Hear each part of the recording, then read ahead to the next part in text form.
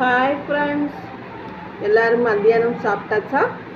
நான் மத்தியானம் இப்போ தான் சாப்பிடவே வந்திருக்கேன். இப்போ டைம் வந்து 3:45 ஆயிடுச்சு. எனக்கு இப்போ தான் சாப்பிடவே டைம் கிடச்சது. நான் டைம் கிடைக்கணும். நீங்கள் யோசிக்கலாம், இவங்க என்ன வேலை பார்க்குவாங்கன்னு சொல்லிட்டு. நான் வந்து ஒரு சின்னதாக ஒரு கடை வச்சுருக்கேன். அதனால் எனக்கு வந்து கடையில் பிஸியாக இருக்கும்போது எனக்கு சாப்பிட்றதெல்லாம் லேட் ஆகும். அதனால் இன்றைக்கி என்ன சமையல் நான் சமைச்சேன்னா உங்ககிட்ட காமிக்க போகிறேன். வாங்க பார்க்கலாம். சூரை மீன் குழம்பு, அதில் ஒரு துண்டு தான் எடுத்திருக்கேன்.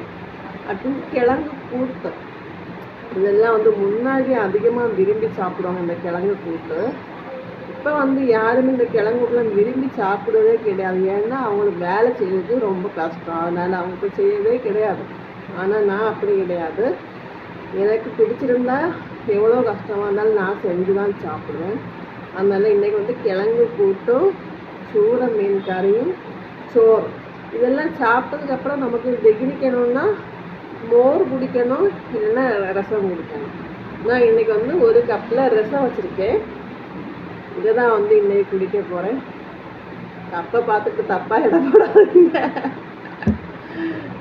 ரசம் தான் அதில் இருக்குது.